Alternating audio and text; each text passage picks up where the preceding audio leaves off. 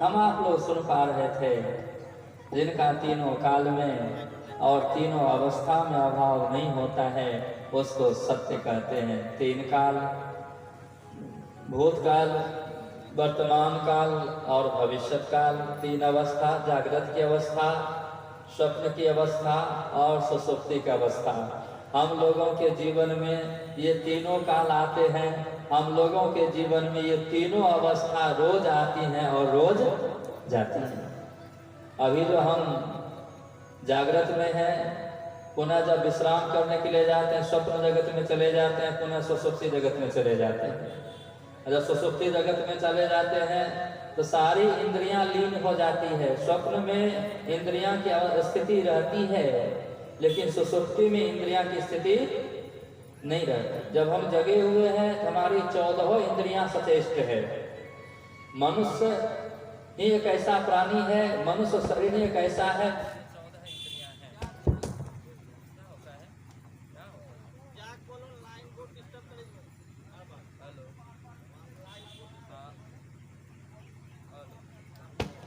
हालो सच्चिदानंद भगवान की जय। जहाँ से भी ये बिजली वायर सप्लाई हो रहा है, वहाँ आप ठीक कर लें, वहाँ से लाइन डिस्टर्ब होता है। और माइक ऑपरेटर का ऐसा कहना है, आप ठोस कर लें ताकि कथा में किसी भी तरह की विघ्न बाधाएं नहीं हो।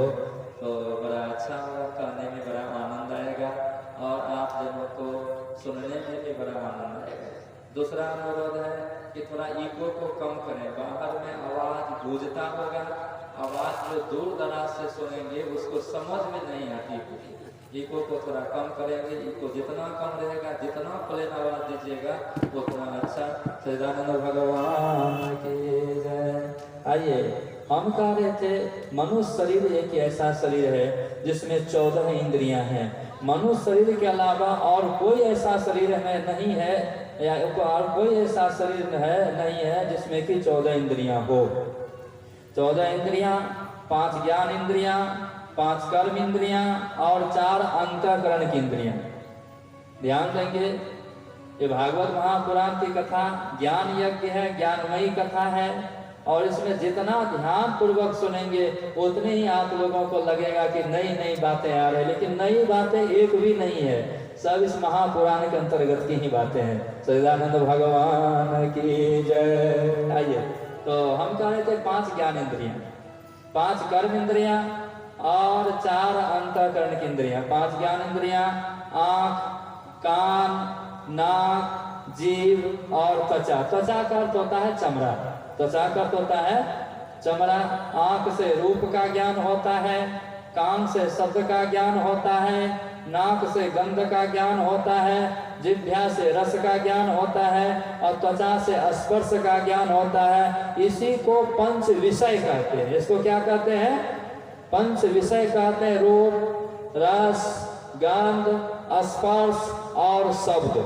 रूप, रस, गंध, स्पर्श और शब्द, ये 5 विषय है। संसार में हम कहीं भी चले जाएंगे, कहीं भी चले जाएंगे, ये 5 विषय का ही पसार मिलेगा। ये 5 विषय के अलावा छठा विषय नहीं मिलेगा। अगर छठा कहीं विषय माना जाए तो परमात्मा ही। अगर छठा विषय जानने के लिए हम मनुष्य को, हम जीवात्मा अगर रह जाता है तो परमपिता परमात्मा ही रह जाता है, जो इंद्रियों के द्वारा ग्रहण नहीं होता। जो इंद्रियों के द्वारा ग्रहण नहीं होता वो आत्म तत्व के द्वारा ग्रहण होता है। उसके बाद इस विषय का संपादन करने के लिए 5 कर्म इंद्रियां हैं। हाथ, पैर, मुख और मल मूत्र विसर्जन द्वार। हाथ, पैर, मुख और मल मूत्र विसर्जन द्वार, ये 5 कर्म इंद्रियां हैं। 4 अंतःकरण की इंद्रियां हैं, जिसे हम इस आंख से नहीं देख सकते, जिसे हम इस आंख से नहीं देख सकते, उसे अंतःकरण की इंद्रियां कहते हैं। 4 हैं ये, मन, बुद्धि, चित्त और अहंकार। मन में संकल्प विकल्प होता है, बुद्धि निर्णय करती है, चित्त में कंपन है और अहंकार में मैंपन का बोध होता है। ये 14 इंद्रियां मनुष्य को ही प्राप्त है, मनुष्य के अलावा और किसी भी योनि को ये 14 इंद्रियां प्राप्त नहीं है। क्या सांप को 14 इंद्रियां प्राप्त है? गाय भैंस बकरी को नहीं। सब है तो हाथ नहीं दिया। मान लीजिए सब इंद्रियां हैं, मन बुद्धि चित्त अहंकार भी है, लेकिन गाय भैंस बकरी कुत्ता बिलाई को हाथे नहीं है, एक इंद्रिय का अभाव हो गया। हम सांप का नाम लिए थे, सांप को ना पैर है ना कान है ना पैर है ना कान है ना क्या कहते हैं हाथ है। अब पेड़ पौधा को, ये पेड़ पौधा भी सजीव है, कोई निर्जीव तो नहीं है, ये भी जीव है। ये अंकुरज जीव में आता है, किस जीव में आता है? अंकुरज योनि में आता है। 4 खानियां हैं, अंडज, पिंडज, उपमज और अंकुरज। तो पेड़ पौधा इत्यादि अंकुरज योनि में आता है। इसको भी 14 इंद्रियां प्राप्त नहीं है, ना अंकुरज को, ना अंडज को, ना उपमज को। पिंडज में मात्र मनुष्य को 14 इंद्रियां की प्राप्ति है, और मनुष्य के अलावा और किसी को 14 इंद्रियां प्राप्त नहीं।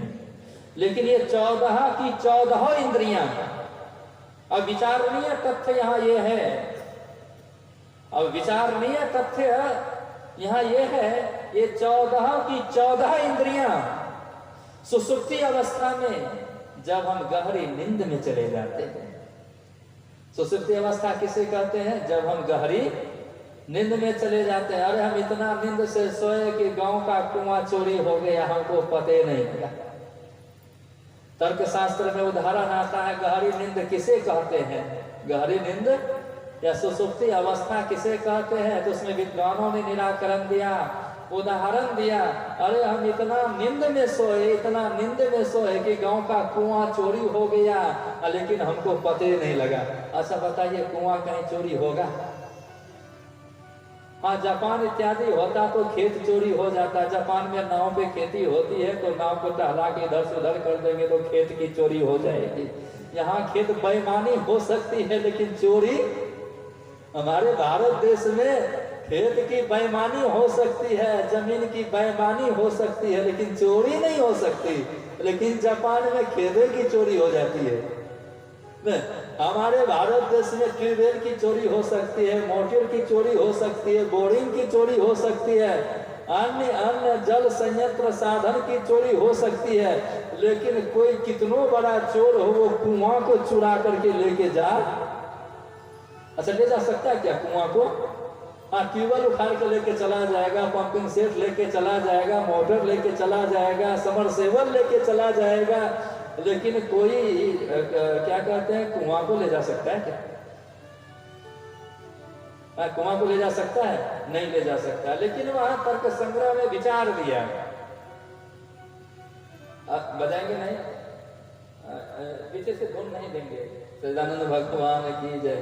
तर्क संग्रह में विचार दिया, बजाना तभी है जब कोई भजन गाएंगे, उसके बाद इंस्ट्रूमेंट्स का मुझे जरूरत अभी नहीं पड़ी है। हाँ, जब कुछ बूढ़ा हो जाएंगे ना तब जरूरत पड़ सकती है। सच्चिदानंद भगवान की जय। आइए, तो हम कह रहे थे कि और सब जल संयंत्र साधन की चोरी हो सकती है, लेकिन कुआं की चोरी नहीं हो सकती।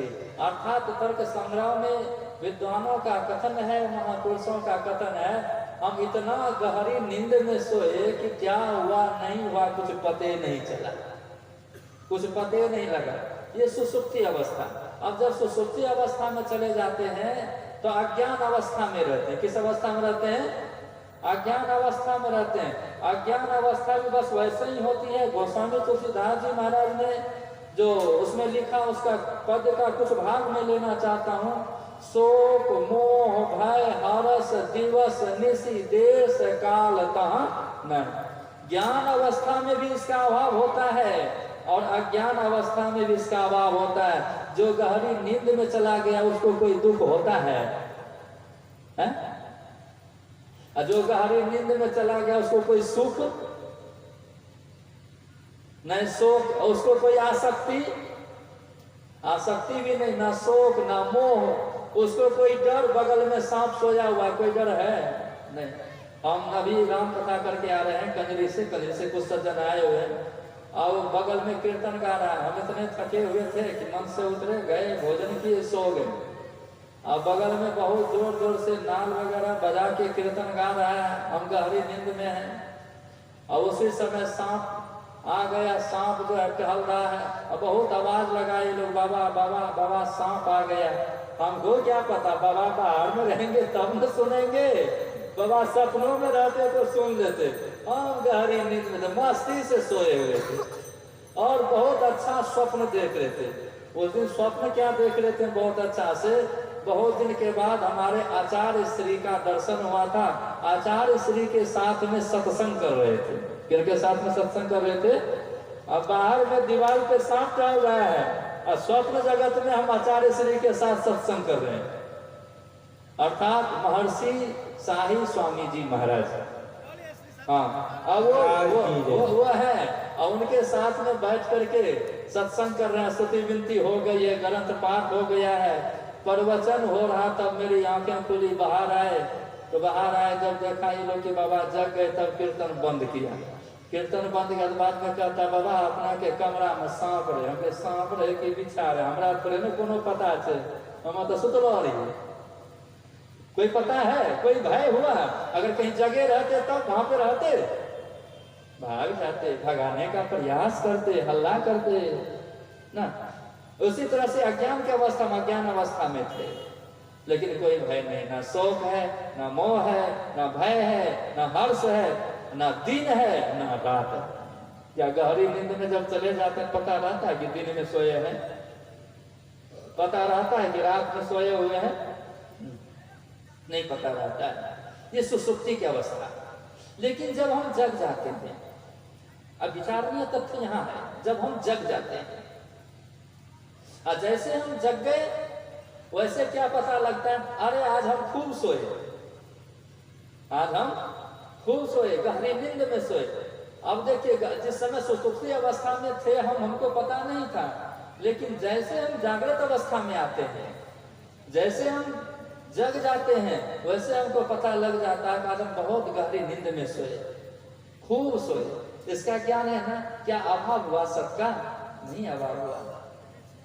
इसीलिए जो तीनों अवस्था में जिसका अभाव नहीं हो, तीनों काल में जिसका अभाव नहीं हो, उसे सत कहते हैं। उसे क्या कहते हैं? सत कहते हैं। वो सत स्वरूप परम पिता परमात्मा है। वो सत स्वरूप कौन है? परम पिता परमात्मा है, जिसका कभी अभाव न हुआ है, ना अभाव है, ना अभाव होगा। ना सते विद्यते भावो, ना भावो विरते सत। असत्य की कोई सत्ता नहीं है, असत्य का कहीं अभाव नहीं है। हे भगवान, आप सत स्वरूप हैं। कौन कह रहे हैं? भीष्म पितामह।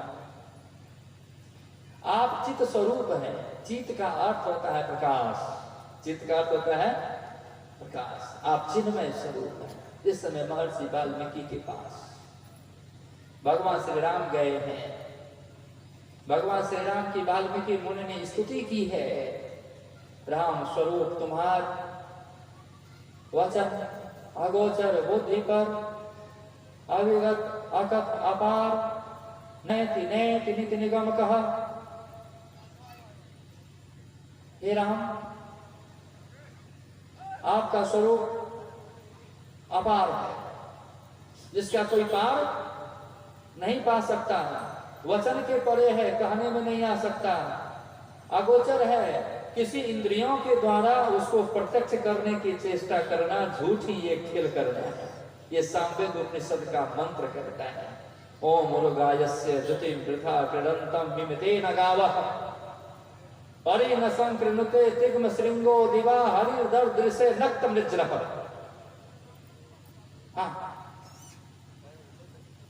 वो परमात्मा, वो आत्म तत्व, हाथ पैर मुख गुदालिंग रसना, आंख कान त्वचा नाक मन बुद्धि आदि इंद्रियों के द्वारा प्रत्यक्ष करने की चेष्टा करना झूठ ये खेल करना है, क्योंकि इनसे वह नहीं जाना जा सकता।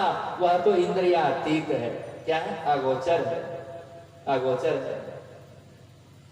जहां तक गोचर है वहां तक माया है, वहां तक माया है।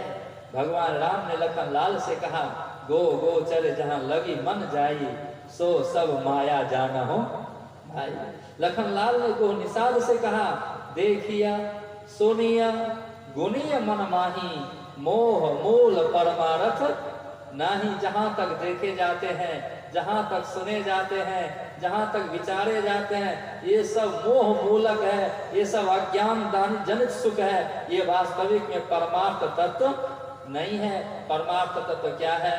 तो राम ब्रह्म परमार्थ रूपा, अविगत अलख अनादि अनुपा, सकल विकार रहित गत भेदा, कह नित नेति निरूप ही वेदा।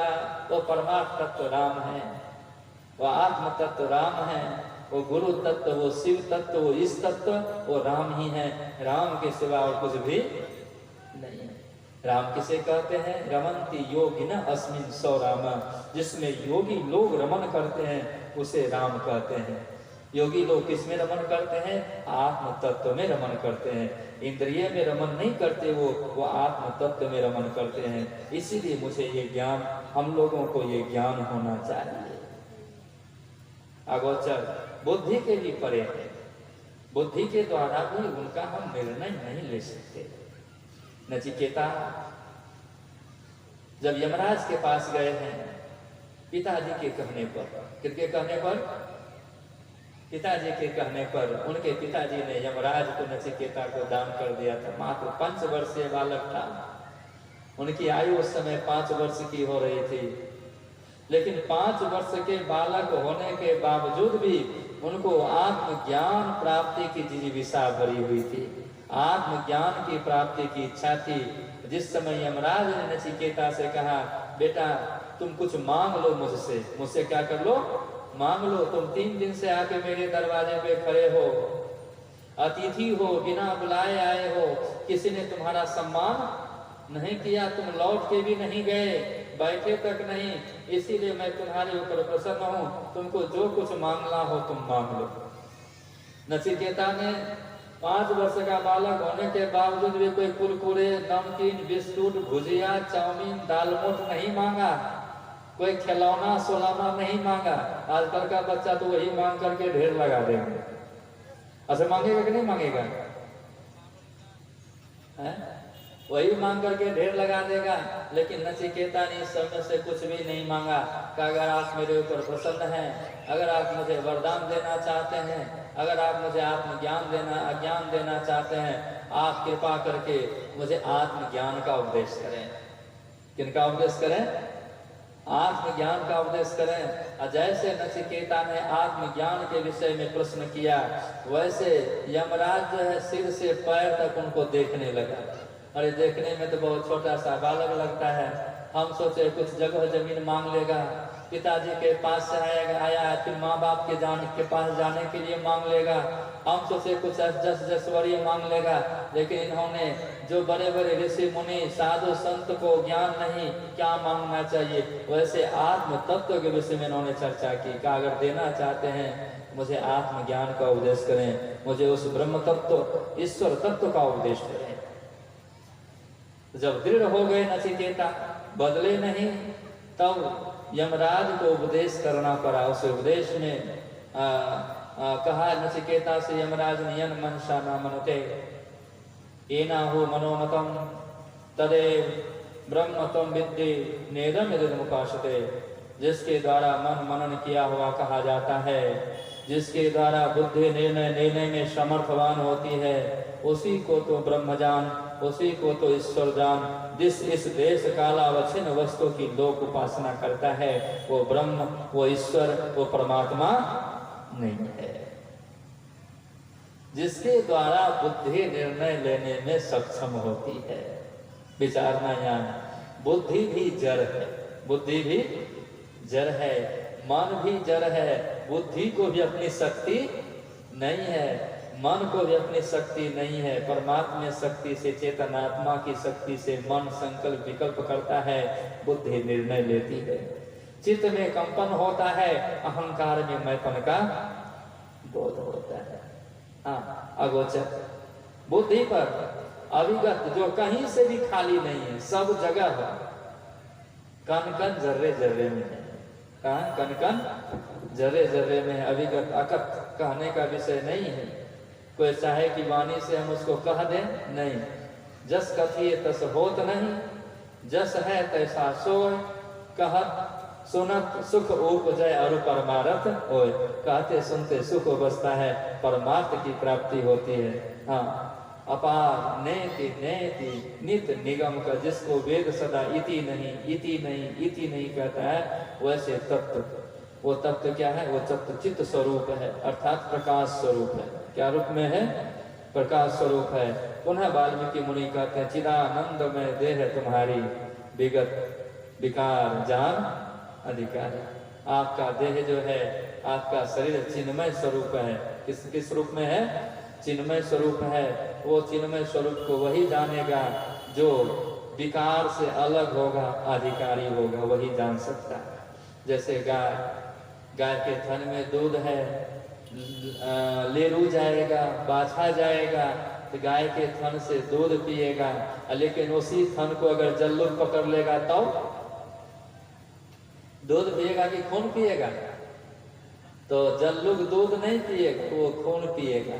जबकि थन में दूध भी है और थन में खून भी है, लेकिन गाय का बछड़ा लेरू दूध पिएगा, क्योंकि वो दूध का अधिकारी है, दूध का अधिकारी है। लेकिन जल्लुक जो है गौरस का अधिकारी, दूध का अधिकारी ने वो खून पिएगा।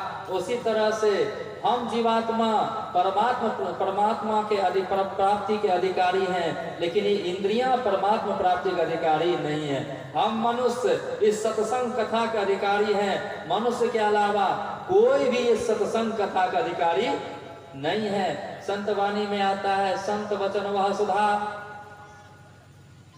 देव विविध इसके सदा भिखारी। संत वचन वह धन है, नर प्रधान जिसका अधिकारी। मर्त्य अमर बन जाता जिससे, वह संजीवन रज है। संत वचन भव दुखों का रामवान भेषज है। संत वचन के द्वारा ही हम आप लोग भव सागर से पार उतर सकते हैं। संत वचन के बिना कोई भी भव सागर से पार उतर नहीं सकता। इसीलिए बड़ा सुंदर समागम हुआ है। आप लोग आवे और सुंदर सत्र में भाग लें, सुने, समझें, विचारें और इसके अनुकूल चलें। अपने जीवन को धन्य धन्य कृत बनावें और इसी जन्म में आवागमन से छूटने का यत्न जानकर अभ्यास के द्वारा अपने मन को उधरोगमन की तरफ पहुँचावें। यही लक्ष्य का, यही लक्ष्य है इसका, यही उद्देश्य है इसका। इसी लक्ष्य और इसी उद्देश्य से समाज में, ग्राम में, नगर में आदि में भागवत कथा, सत्संग कथा इत्यादि का आयोजन होता है, ताकि मनुष्य को जीवन जीने की कला, रहने सहने की कला कौशल प्राप्त हो जाए और अपने जीवन को मानवीय ढंग से जीवन जिए, ना कि अपने जीवन को दानवीय बना ले। जो मनुष्य कथा सत्संग से अलग रहते हैं, बाहरी विषय ग्राम में भ्रमण करते हैं, संसारी वासनाओं में भ्रमण करते हैं, संसारी विषय वाटिका में घूमते रहते हैं, उनका जीवन मानव में तो रह ही नहीं सकता। या तो पशुवत हो जाएगा या तो दानव हो जाएगा, या तो पशु हो जाएगा या तो दानव हो जाएगा। बड़ा सुंदर सौभाग्य है। यहाँ कहते हैं परमात्मा का दूसरा रूप होता है सत्य के बाद चित्त, वो प्रकाश स्वरूप है। कैसा प्रकाश? प्रकाश भी तो कैसा प्रकाश? इस संसार में प्रकाश का कोई अभाव है क्या? तारे में भी प्रकाश होते हैं, सूर्य में भी प्रकाश है, चंद्रमा भी प्रकाश में, ग्रह भी प्रकाश में, उपग्रह भी प्रकाश में, है ना। ये जितने भी संसार में भौतिक संसाधन, भौतिक प्रकाश से संयंत्र सब प्रकाश स्वरूप दिखता है, तो वास्तविक वो परमात्मा का प्रकाश कैसा? ईश्वरीय प्रकाश कैसा? ईश्वरीय प्रकाश कैसा? क्या दिव्या की तरह? क्या लालटेन की तरह? क्या ये भेपर के तरह? क्या चंद्रमा के तरह? क्या सूर्य के तरह? क्या तारे के तरह? प्रकाश कैसा? सबसे पहले इसका विषय में विचार करना पड़ेगा। एक राजस्थान के संत हुए निश्चल दास जी महाराज, राजस्थान के संत हुए निश्चल दास जी महाराज, वो दादू दयाल जी महाराज की परंपरा में है और उन्हीं के परंपरा में उस सत्य को स्वीकार किया। संत दादू दयाल जी महाराज की परंपरा में उन्होंने विचार सागर की रचना की, एक ग्रंथ लिखा। उस ग्रंथ का नाम है विचार सागर। उस ग्रंथ में उन्होंने ईश्वरीय प्रकाश के विषय में उन्होंने निर्णय दिया। जो सुख रूप, जो सुख नित्य प्रकाश विभु,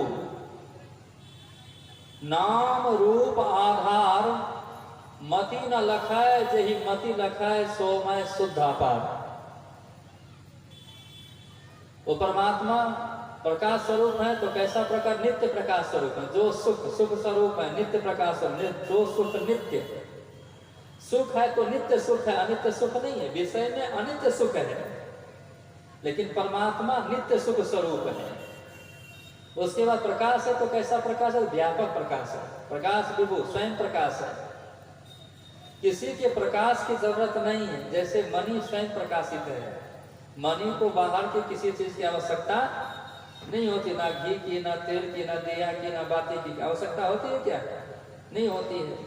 उसी तरह से परम पिता परमात्मा स्वयं प्रकाश स्वरूप है, उसको किसी के प्रकाश की आवश्यकता नहीं है, किसी के प्रकाश की आवश्यकता नहीं है। वैसे चित्त स्वरूप आप हैं, उसके बाद आप आनंद स्वरूप हैं। किस स्वरूप में है? आनंद स्वरूप है। आपके पास जो चले गए, आपको जो प्राप्त हो गए, वो आनंद ही आनंद उनको है, उनको आनंद ही आनंद है। आपको वही प्राप्त कर सकता है जो भजनानंदी है। जो भजनानंदी नहीं है, वो आप आनंद को प्राप्त नहीं कर सकता। इसीलिए हम लोगों को भजनानंदी होना चाहिए। भजन में होत आनंद आनंद, बरसत विशद अमी के बादल भीजत है, कोई संत भजन में होत आनंद आनंद। हर हमेशा गुरु नाम का जप करते रहे, गुरु भजन करते रहे। जो युक्ति मिली है उस युक्ति के अनुकूल अगर हम भक्ति भजन करते रहेंगे, हम लोगों को आनंद मिलते रहेगा। सच्चिदानंद भगवान की जय। श्री कृष्ण गोविंद हरे मुरारी, हे नाथ नारायण वासुदेवा। श्री कृष्ण गोविंद हरे मुरारी, हे नाथ नारायण वासुदेवा। श्री कृष्ण गोविंद हरे मुरारी, हे नाथ नारायण वासुदेवा। श्री कृष्ण गोविंद हरे मुरारी, हे नाथ नारायण वासुदेवा। हे नाथ नारायण वासुदेवा, हे नाथ नारायण वासुदेवा,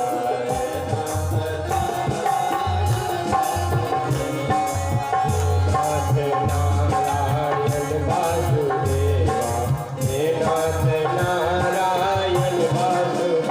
हे नाथ नारायण वासुदेवा, हे नाथ नारायण वासुदेवा। हे नाथ नारायण वासुदेवा, हे नाथ नारायण वासुदेवा। हे कृष्ण गोविंद हरे मुरारी, हे नाथ नारायण वासुदेवा। श्री कृष्ण गोविंद हरे मुरारी, हे नाथ नारायण वासुदेवा। गुरुदेव भगवान की जय। आइए, तो हम लोग सच्चिदानंद को अब संभवतः समझ चुके हैं। परोक्ष ज्ञान में, श्रवण ज्ञान के द्वारा सच्चिदानंद किसे कहा जाता है। उसके बाद कहते हैं सच्चिदानंद रूप आया, आपका रूप जो सच्चिद आनंद स्वरूप है। दूसरी बात, आपका काम भी बड़ा सुंदर है। कौन कह रहे हैं? भीष्म पितामह। किनसे कह रहे हैं?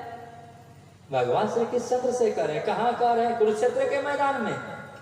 ध्यान रखेंगे, कुरुक्षेत्र के मैदान में। हाँ, कुरुक्षेत्र के मैदान में कह रहे हैं।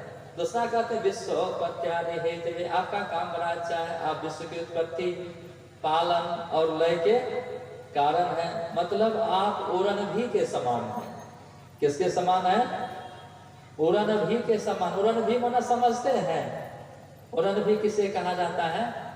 जानते सब कोई है। ये थोड़ा संस्कृत वाणी है, इसीलिए नहीं समझ में आया।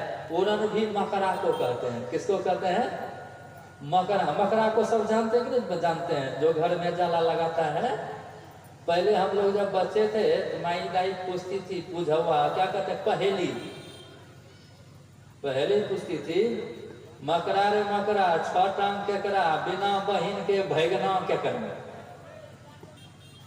वो उत्तर भी कर रही है, मैं मकरा रे मकरा, छह टांग केकरा, छह गो पैर किसको है, और बिना बहिन के भैगना केकरा। अच्छा आप लोग बताइए तो बिना बहिन का भैगना किसको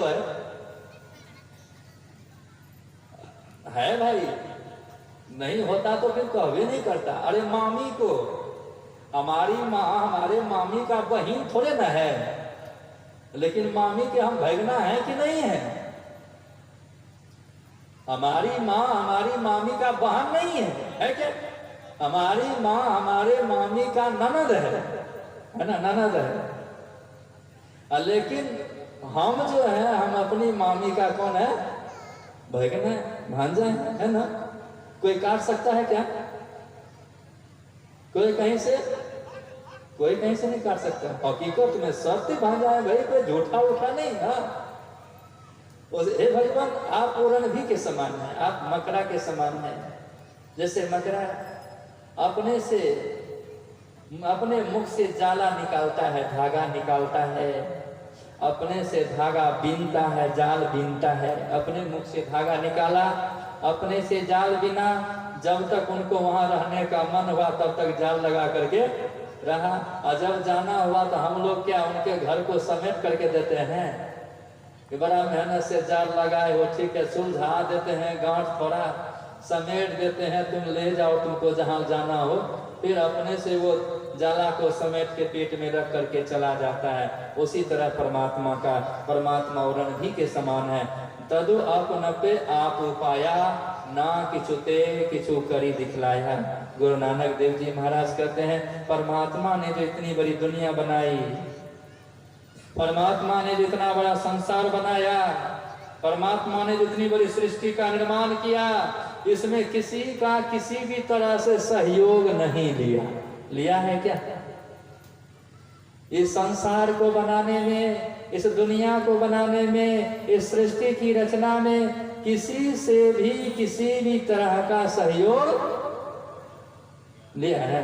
नहीं लिया है। कितना सुंदर दुनिया बनाया, जो सबको नाच नचाता, जो सबको नाच नचाता, जो नजर किसी के न आता। ये दुनिया बनाने वाला कौन है? अरे वही राम है, वही श्याम है, कोई दूसरा नहीं है। वही राम है, वही श्याम है। जो पत्थर पे फूल खिलाता, अंबर से जल बरसाता, वो दुनिया बनाने वाला कौन है? तो वही राम है, वही श्याम है।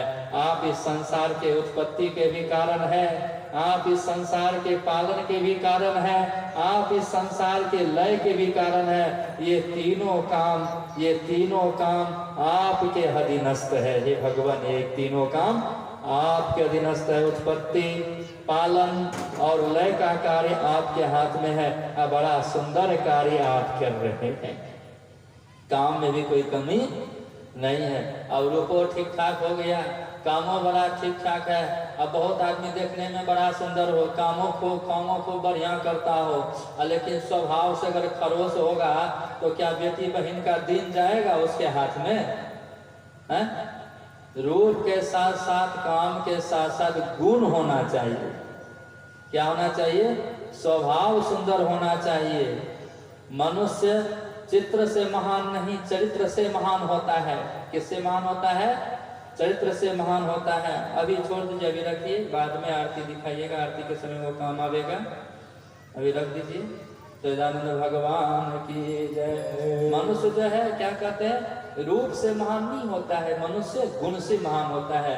मनुष्य की पूजा मनुष्य के चित्र की पूजा नहीं, मनुष्य के चरित्र की पूजा होती है। इसीलिए प्रतीक की बड़ी आवश्यकता है। प्रतीक है तो संस्कृति है, प्रतीक है तो संस्कार है। आज बहुतों के मन में होता होगा, तो क्या जरूरत था इतना कलश यात्रा का, इतना मेहनत का, इतना परिश्रम का, ऐसे कर लेते। लेकिन नहीं, ये है हमारी संस्कृति है। जिस दिन हम इसको बंद कर देंगे, हमारी संस्कृति भी बंद हो जाएगी। अब मान लीजिए आज से 100 वर्ष बाद भी अगर रावण दहन होगा तो 100 वर्ष बाद के भी बच्चे पूछेंगे अपने जमाने के अपने माँ बाप से, अपने जमाने के अपने अग्रज भाई बंधु से, अपने जमाने के अपने गुरुजनों से, आखिर में इस रावण को क्यों जलाया जाता है? दशहरा के दिन आखिर में इस रावण को क्यों जलाया जाता है? तो जो उस समय के माँ बाप होंगे, जो उस समय के अग्रज भाई बंधव होंगे, जो उस समय के गुरुजन होंगे, तो तुरंत उसी समय रावण जलाया रावण को। लेकिन चरित्र किसका सामने आया? राम का। किनका सामने आया? राम का। तुरंत पूरी रामायण उनके मानस पटल पे आ जाएगी और पूरी रामायण का संस्कार, पूरी रामायण का ज्ञान, पूरी रामायण के अंदर की संस्कृति अपने ज्ञानानुकूल अपने बालक को, अपने शिष्य को, अपने बच्चे को दे देंगे। इसीलिए प्रतीक पूजा की, सगुन पूजा की भी बड़ी आवश्यकता है, बड़ी आवश्यकता है, हाँ बड़ी आवश्यकता है। इसलिए इसका तो जरूरी है कि करना भी चाहिए। आइए, हम कह रहे थे आप सृष्टि की उत्पत्ति, पालन और संहार के कारण है। और तीसरा में आपका स्वभाव बड़ा सुंदर है। क्या ऐसा स्वभाव है? अरे तापत्र विनाशाय, आपके पास जो आ गया, आपके चरण शरण में जो आ गया, वो तीनों पाप से मुक्त हो गया। कितने पाप से? तीनों पाप से, तीनों ताप से मुक्त हो गया। तीनों ताप से मुक्त हो गया। ना उसके पास दैहिक ताप होगा, ना उसके पास दैविक ताप होगा, ना उसके पास भौतिक ताप होगा। दैहिक, दैविक, भौतिक तापा राम राज कबहु नहीं व्यापा। दैहिक ताप शारीरिक कष्ट, दैविक ताप आकस्मिक कष्ट, अभौतिक ताप किसी जीव के द्वारा जो किसी जीव को कष्ट दिया जाता है उसे भौतिक ताप कहते हैं, भौतिक दुख कहते हैं। दैहिक दुख, दैविक दुख और भौतिक दुख, ये तीनों प्रकार के दुख से वो मुक्त हो जाएगा। आप लोग बैठ जाइए, अरे बच्चे सब आप लोग बैठिए, वहीं पे बैठिए, अपने अपने पास रख के बैठिए। अभी आरती के समय में आरती होगी। श्रीमन नारायण नारायण नारायण, श्रीमन नारायण नारायण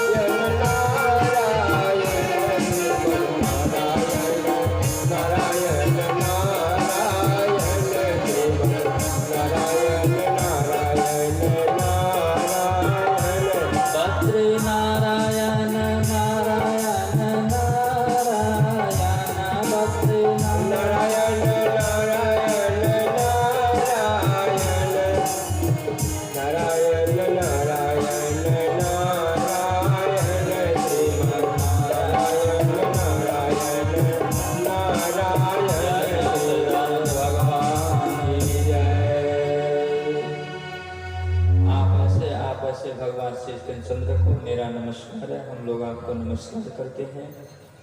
आप कृपा करके मेरी पुत्री वितिष्णा का हाथ अपने हाथ में थाम लें, वर्ण करें। वितिष्णा का अर्थ होता है शुद्ध बुद्धि। क्या अर्थ होता है? शुद्ध बुद्धि।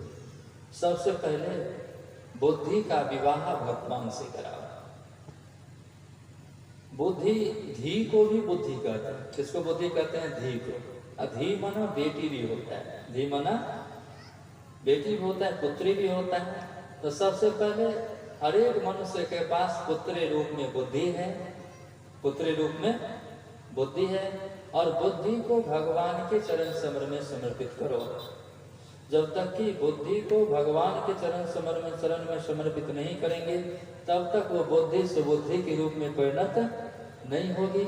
जब तक कि बुद्धि सुबुद्धि के रूप में परिणत नहीं होगी तब तक ये बुद्धि अनुकूल सारथी का काम नहीं करेगा। मन महारथी है, बुद्धि सारथी है। मन महारथी है, बुद्धि सारथी है। इसलिए बुद्धि को भगवान के चरण में समर्पित करें, बुद्धि को सत्संग में लगावें। इसी को वेद का उद्घोष है कि सबसे पहले बुद्धि योग करो। क्या करो? बुद्धि योग करो, अर्थात सत्संग करो। अभी तुम्हारी बुद्धि असत वस्तु में जुड़ी हुई है। किस में जुड़ी हुई है? असत वस्तु में। हाँ, जिसमें सुख नहीं है उसी को सुख मानता है, जो अपवित्र है उसी में पवित्र भावना कर बैठा है, जो अनित्य है उसी को नित्य मान बैठा है, उसी को नित्य मान बैठा है, जो असुख है उसी को सुख मान बैठा है। इंद्रिय जनित जितने सुख हैं वो सब दुख रूप है, लेकिन उसी को सुख मान बैठा है। ये संसार और शरीर अनित्य है, लेकिन इसी शरीर और संसार को नित्य मान कर किसी शरीर और संसार में लगा हुआ है। लगे हुए कि नहीं लगे हुए? लगे हुए हैं। मांस मछली दारू शराब आदि आदि सब अपवित्र है, इसको पवित्र मान करके अपने भी खाता है खाने पीने वाला, और देवी देवता भगवान भगवती को भी चढ़ा देता है। देवी देवता भगवान भगवती को भी अर्पित कर देता है। अशुचि पदार्थ, अपवित्र पदार्थ, अपवित्र पदार्थ, इससे मन को हटावे, इससे मन को हटावे, इससे बुद्धि को हटावे। ये सत्संग के द्वारा होगा। फिर उसके बाद श्री सुखदेव जी महाराज की वंदना की गई। यम प्रवजं तमनुपेतमगैत कृत्यम द्वैपायनो विरह कातराजुहाव पुत्रेति तन्मयतया सर्वो विनेदो तं सर्वो हृदया मणिमानतो शनि। सुखदेव मुनि, जिनका कि यज्ञोपवीत संस्कार भी नहीं हुआ था, लौकिक वैदिक कर्मों के अनुष्ठान का अवसर भी नहीं आया था, तभी वो सन्यास लेकर के घर से बाहर निकल गए। और पीछे से उनके पिता वेदव्यास मुनि आवाज लगाते बहुत विरही होकर के, पुत्र वियोग सबसे बड़ा वियोग होता है, पुत्र दुख सबसे बड़ा दुख होता है, पुत्र मोह सबसे बड़ा मोह होता है। पुत्र मोह था। हे बेटा तुम कहाँ जा रहे हो? तुम कहाँ जा रहे हो? तो रुको तो सही, मैं तुम्हारा संस्कार कर दूं। तो रुको, तो मेरे आंगन में जन्म लिए हो, मेरे धर्म पत्नी के ओद्र से बाहर आए हो, तो रुको तो सही, मैं तुम्हारा संस्कार कर दूं, मैं तुम्हारा संस्कार कर दूं। लेकिन सुखदेव मुनि कुछ भी नहीं सुने। और उस समय वृक्षों में तन्मय होने के कारण सुखदेव जी की ओर से उत्तर आया। वो वृक्ष में ही मिल गए, वृक्ष स्वरूप हो गए, वृक्ष में समा गए। कुछ दूर गए जंगल में, वृक्ष में समा गए, और वृक्ष में समा गए, वृक्ष से ही उत्तर आता है। क्या? यही संस्कार तो बंधन का कारण है। आप लौट जाइए। ऐसे सर्वभूत हृदय सुखदेव मुनि को मैं नमस्कार करता हूँ। उसके बाद कथामृत, भागवत कथामृत का रस आस्वादन करने के लिए सौनक जी एक बार नैमिषारण्य क्षेत्र में गए। कौन? सौनक मुनि एक बार नैमिषारण्य क्षेत्र में गए, और नैमिषारण्य में सुत जी महाराज रहते थे। कौन रहते थे? सुत जी महाराज रहते थे। और वहां जा करके महामती सुत जी महाराज को प्रणाम किया। प्रणाम करने के बाद उनकी स्तुति की, विनती की। अज्ञान ध्यान विध्वंस सूर्य कोटि संप्रभा सुतख्याहि कथा सारम मम कर्ण रसायनम। सौनक जी सुत जी से कहते हैं, आपका अज्ञान अंधकार को नष्ट करने के लिए करोड़ों सूर्य के समान है। आप हमारे कानों के लिए रसायन अमृत स्वरूप सार गर्भित कथा कहिए। हम आपके पास आए हुए हैं, और मेरा जो आपके पास आना हुआ है, सार गर्भित कथा श्रवण करने के लिए आना हुआ। जैसी तैसी कथा सुनने के लिए मेरा आना यहाँ पे नहीं हुआ है। और आप ऐसी कथा सुनाए जो हमको कान को अमृत के समान लगे। हाँ, मम कर्ण रसायन, कान को बड़ा अच्छा लगे, अमृत समान लगे, वैसी कथा सुनाए। और उस कथा में क्या क्या होनी चाहिए? अमृत स्वरूप कथा में क्या क्या होनी चाहिए? अमृत स्वरूप कथा के लक्षण क्या है? क्या आजकल तो बहुत कथाएं होती है ना,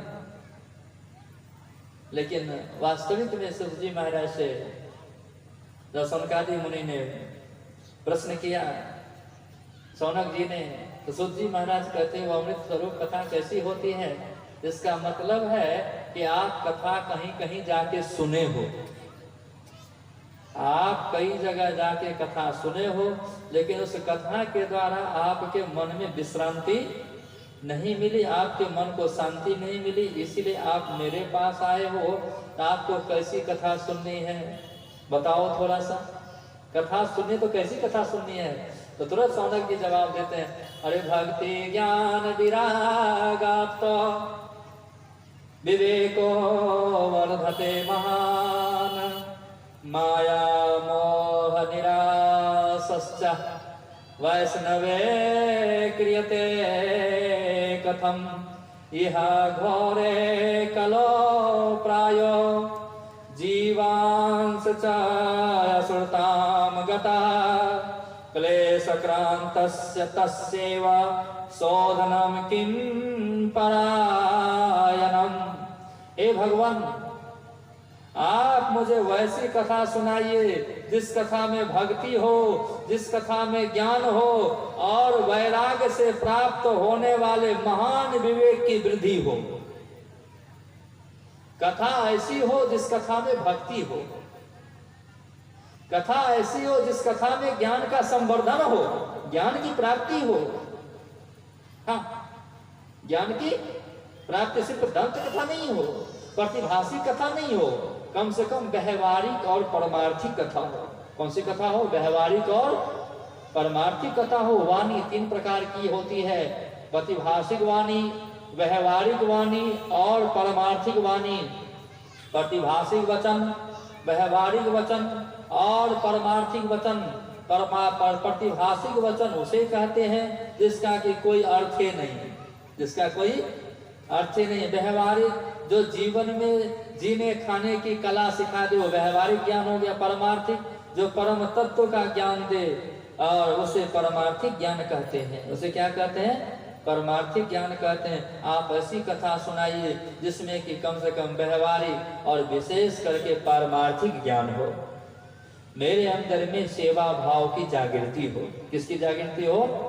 सेवा भाव की जागृति हो। भक्ति का शाब्दिक अर्थ होता है सेवा। और आज हमको बड़ी प्रसन्नता हुई और सबको पूरे गांव, जमात, नगर, टोला, मोहल्ला सब एक में एक थे, सब सेवा में लगे हुए थे। और सुनने को क्या मिलता था हमको? खूब बढ़िया है तेरे तोन मोन धन सब अर्पित करी दो। देखो कथा कितना बढ़िया देते। सही में आप लोग भक्त स्वरूप हैं, भक्ति स्वरूप हैं। आप लोगों ने तान मान धन वचन और कर्म से अर्पित होकर के इस कथा आयोजन को आयोजित भी किया। और धीरे धीरे अब क्या एक दिन चला गया, दिन जाने में देर नहीं लगती। 7 दिन में एक दिन का है, 1-1.5 घंटा के बाद ये हम चुप हो गए कि दिन गया। देर नहीं लगेगी, धीरे धीरे धीरे धीरे ये कथा संपन्नता की ओर चली जाएगी। आप लोगों का विचार, आप लोगों का व्यवहार, आप लोगों का प्रेम, आप लोगों का सद्भाव बड़ा ही उत्तम है। इसी तरह से बना करके रखिए और चलते रहिए। ऐसी कथा हो जिसमें कि सब मिल करके एक मेक हो जाए, सब के अंदर में सेवा भाव की जागृति हो।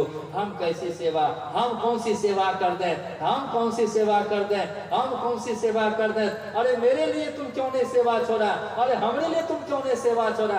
बस यही सेवा भाव तो भगवान कृष्ण के मन में जागृत हुआ था राजसूय यज्ञ में। किनके मन में जागृत हुआ था? भगवान कृष्ण के मन में हुआ था राजसूय यज्ञ में। जब महाराज युधिष्ठिर ने राजसूय यज्ञ किया, भगवान कृष्ण को मुख्य रूप से इष्ट देव के रूप में चुना गया। सबसे पहले पूजा होगी तो भगवान कृष्ण चंद्र की ही पूजा होगी। उसके बावजूद भी भगवान कृष्ण इतने मनमोहन है, इतने ना मनमोहक है। उनका जो हर एक क्रियाकलाप मन को मोहिनी वाला है। और तुरंत महाराज युधिष्ठिर से जाके पूछते हैं, भैया आप लोग तो आपस में सब काम बांट लिए, मेरे लिए से आयोजन में कौन सा काम है, हम कौन काम करेंगे, यहाँ जो रहेंगे राष्ट्र जग में तो कोई काम तो दीजिए। तो महाराज युधिष्ठिर कहते हैं, आपके लिए कोई काम नहीं बचा है। क्या कोई काम तो जरूर बचा होगा। तो कहा जो काम बचा है आप अपने से खोज लीजिए, आप वही काम कर लीजिएगा। तो भगवान कृष्ण तो योगेश्वर हरि, स्वयं परमपिता परमात्मा के सगुण अवतार, उनसे क्या छिपा हुआ है। तो कहते भैया 2 काम रह गया। क्या गो काम रह गया? 2 काम रह गया। तो कौन कौन से काम रह गए? कौन कौन से काम रह गए कन्हैया? कहते संत लोग जो आवेंगे उनका चरण द्रौपदी धुलावेगी। चरण पादुका कौन साफ करेगा? चरण द्रौपदी धुला दी। चरण पादुका खड़ाओं जो होगा वो खड़ाओं की सफाई कौन करेगा? इसके लिए तो कोई आदमी को नियुक्त नहीं किए हैं। कहा तो ये काम मेरा रहा, ये काम मेरा रहा। अब दूसरा काम सुनिए। अब कौन काम सुनिए? दूसरा काम। यहाँ जो संत लोग भंडारा पाएंगे, भोजन जो करेंगे, महाप्रसाद जो पाएंगे, तो पत्तल में भोजन होगा। किसमें भोजन होगा? पत्तल में भोजन होगा। तो पत्तल में जो भोजन होगा तो पत्तल उठाने का काम किसको दिए? किसी को तो पत्तल उठाने का काम नहीं दिए। ये पत्तलों उठाने वाला काम हम ही करेंगे। कितना सुंदर काम ले लिया उन्होंने, संत के चरणों के धूल की सब सेवा न। और चरण पादुका की सफाई करने के बहाने संत के चरण का धूल अपने सिर पे, अपने शरीर में ले लिए। मैं संतन के पीछे जाऊं। किनके पीछे जाऊं? संतन के। मुझे जाना पड़ता है संतों के पीछे में। और यहाँ संतों का धूल जो है, चरण धूल बैठे बैठे हमको मिलेगा। ती काम कहने लगे हम नहीं। वैसे मेरा संकल्प है, मैं संतन के पीछे जाऊं, जहां जहां संत सिधारे, चरणन रज नित यंग लगाऊं। साधु गात हमारे उधो, संत सदा अति प्यारे, जाकी महिमा वेद उचारे। यहाँ आसानी से संत के चरण पादुका में संत का चरण धूल रहेगा और उसकी सफाई करेंगे। सफाई करने के बहाने काहे ने सब चरण पादुका का अपने माथे में देह का अपने पोछ लेंगे, जो बाहर कपड़ा लत्ता से सफाई करेंगे। क्या बताइए, कितने हमारे भगवान श्री कृष्ण चालाक चतुर हैं, कौन है? उन्हीं के बनाए, उन्हीं के द्वारा रचित ये संसार है। परम कारुणिक, परम चतुर है वो। उसके बाद जूठा पत्थर, कौन? जूठा पत्थर उठाएंगे। ये सेवा कभी भी कथा स्थल पे, कभी भी सत्संग स्थल पे, कभी भी यज्ञ स्थल पे कोई भी काम नीच नहीं होता है। अपने मन से ये बात को हटा देना पड़ेगा। हम सेवादार को जितने भी हैं सब सेवादार हैं। किनकी सेवा कर रहे हैं? किसी एक मनुष्य के, एक व्यक्ति के नहीं, परमपिता परमात्मा की सेवा कर रहे हैं, परमाराध्य की सेवा कर रहे हैं। किनकी सेवा कर रहे हैं? परमाराध्य की सेवा कर रहे हैं। नहीं, हमसे जो काम हो जाए वो काम अपने से कर दे, किसी को हराए नहीं। अगर झाड़ू लगाने की बारी है तो हम ही से वो हो जाएगा, नहीं अपने झाड़ू लगा दे। पत्तल उठाने की बारी है, अपने से पत्तल उठा ले ना। कहीं चप्पल जूता बगल करने की बारी है, अपने से बगल कर दे। जो काम हमसे नहीं, अब कहीं आ जाए 2-4-10 बोरा राशन, आप बूढ़े पुराने से तो उठेगा नहीं, उठेगा तो उसके लिए खोज, ये काम तो हमसे नहीं होगा। इस काम के लिए कोई जवान जहान आदमी चाहिए। अरे इतना इतना राशन अमुक जगह से आया है, भोज भंडारा में, इसको अंदर करो, इसको अंदर रखो। ये सेवा भाव। ऐसी कथा सुनाइए जिसमें कि सेवा भाव की जागृति, भक्ति। क्या? भक्ति। अब भक्ति 2 प्रकार की होती है। एक मनोमुखी भक्ति होती है, दूसरी गुरुमुखी भक्ति होती है। एक अपरा, दूसरी परा। आप दोनों प्रकार की भक्ति का ज्ञान दें। कौन भक्ति का ज्ञान दे? दोनों प्रकार के, अपरा, परा, मनोमुखी और गुरुमुखी, दोनों प्रकार की भक्ति का ज्ञान दे। भक्ति ज्ञान, ऐसी कथा सुने कि मेरे अंदर में ज्ञान की जागृति हो, मेरे अंदर में वैराग्य हो। मेरे अंदर में क्या हो? वैराग्य हो।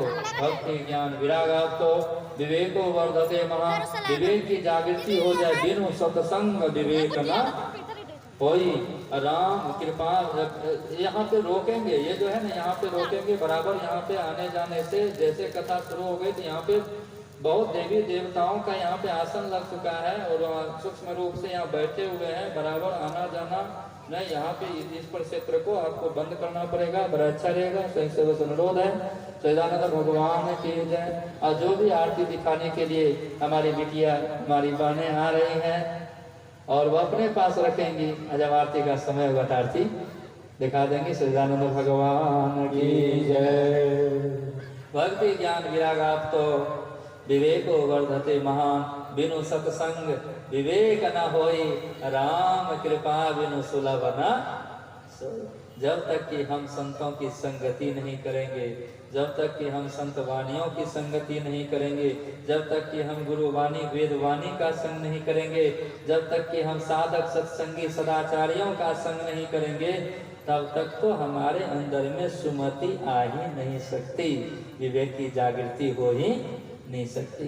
इसीलिए संतों का संग, साधवों का संग, सदाचारी सत्संगियों का संग, साधकों का संग करें, ताकि हमारी वृत्ति ऊपर उठे, हमारी वृत्ति उधर गमन की तरफ जाए, हमारी वृत्ति हमारी धारणा अधोगामी नहीं बने, हमारी धारणा उधरोगामी बने, उधरोगामी बने। विवेको वर्धते महान। और उसके बाद माया मोह निराशश्च वैष्णवे क्रियते कथम। तथा वैष्णव लोग किस तरह माया मोह से अपना पीछा छुड़ाते हैं। साकट तो छुड़ा ही नहीं सकता। यहाँ साकट की तो बात ही नहीं हो रही, किसकी बात हो रही है? वैष्णव की। वैष्णव किसे कहते हैं, साकट किसे कहते हैं? अब इसके विषय विचारना होगा ना। यहाँ पे तो सब है, वैष्णव भी है, कुछ साकट भी है ना। कुछ साकट भी भजन करते हैं, कुछ वैष्णव भी भजन करते हैं, और दोनों चाहते हैं कि हम परमात्मा को प्राप्त कर लें, हम ईश्वर को प्राप्त कर लें। लेकिन साकट रावण था। साकट कौन था? रावण था। ब्राह्मण होने पर भी राक्षसी कार्य किया, राक्षस कहलाया।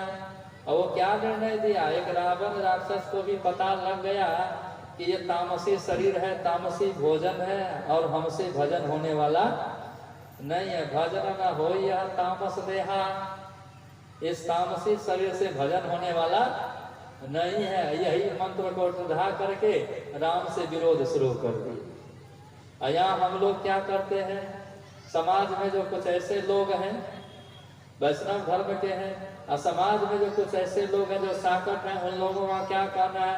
भगवान को खाने पीने से क्या लेना देना है? भगवान को खाने पीने से क्या लेना देना है? कुछ ऐसे धर्म उपदेशक भी हमारे समाज में आ जाते हैं जो वैष्णव धर्म की शिक्षा दीक्षा नहीं देते। वो सीधा कह देते हैं, हाँ कुछ खाओ पियो बस जब कर लो हो जाएगा, नहीं मुंह से बोलो नमः शिवाय, बकरा मुर्गा अंडा खाए, हरे राम, सांझ को पियो 200 ग्राम हो जाएगा, तेरा कल्याण मिल जाएगा तुमको भगवान। नहीं, जब करते रहो भगवान मिल जाएंगे, खाने पीने से क्या कहता है ना। बहुत ऐसे धर्माचार्य आते हैं जो दिन बड़ा बड़ा को उपदेश करते हैं, कहता शुक्र को नहीं खाना है और दिन भूख कर जाने देना है। बस एक दिन शुक्र बढ़ा दो, उसके बाद खाते पीते रहो मांस मछली अंडा गंडा, उसे कोई दिक्कत नहीं है ना। कहता है ना भाई, बहुत कहता मंगल को छोड़ दो दंगल जाने दो, 9 दिन 9 दुर्गा, 10वां दिन दारू वारू मुर्गा कितना का चल गया होगा ठिकाना नहीं। 9 दिन 9 दुर्गा, और जैसे 10वां दिन जो मुंह का जावी जो खुला होगा ना, मुंह में जो जावी लगा हुआ था, कोई पलहार पे तो कोई निराहार पे, कोई दूधे पे नहीं। जो वैष्णव होगा तो वैष्णवे पे रहेगा, लेकिन जो साकट होगा तुरंत चला गया होगा किस दुकान पे? मछली के दुकान पे, खसी मुर्गी के दुकान पे। क्या फायदा? वो तो हाथी का स्वभाव हो गया। किसका स्वभाव हो गया? हाथी का स्वभाव हो गया। बढ़िया से नहला धुला दो, घाट से ऊपर करो, धूल मिल गया और धूल सूर से उठा के माथा पे भोग लिया। नहला धुला से क्या फायदा? उसी तरह 9 दिन 10 दिन महीना 2 महीना तुम बड़ी पवित्र आचरण से रहे। आज ऐसे मौका लगा कि मांस मछली इत्यादि खा करके अपने जीवन को नष्ट भ्रष्ट कर दिया। और दूसरी बात, हमको सबसे बड़ा अफसोस इस सनातन धर्म में यही होता है कि सनातन धर्मावलंबी जो साकट होता है, सनातन धर्मावलंबी को साकट नहीं होना चाहिए, साकट नहीं होना चाहिए। और सनातन धर्मावलंबी जो साकट होता है वो मान दिन में पाप करता है। किस दिन में? मान दिन में। अब दुर्गा पूजा, दशहरा के दिन मांस मछली खा लेगा, होली के दिन मांस मछली खा लेगा, दारू पी लेगा, खाता पीता है कि नहीं पीता है? अच्छा बताइए, दशहरा मांस मछली खाने के लिए बना है, होली मांस मछली खाने के लिए बना है। बड़ा पवित्रता से छठ पूजन करेगा, छठ महाव्रत का त्योहार करेगा। हमारे बिहार में सबसे बड़ा अगर त्योहार तो बड़का पर्व है, नहीं बड़का पर्व मतलब छठ, सबसे बड़ा कोई दूसरा त्योहार हमारे बिहार प्रांत में नहीं है, हमारे बिहार प्रांत में नहीं है। अब बड़का पर्व करेगा और प्रसाद घरे में रखने रहेगा, निस्तारे के दिन मछली ला करके रख देगा घर में, खाना पीना शुरू कर देगा। क्या फायदा हुआ? अच्छा विचार के देखो भाई, क्या फायदा होगा?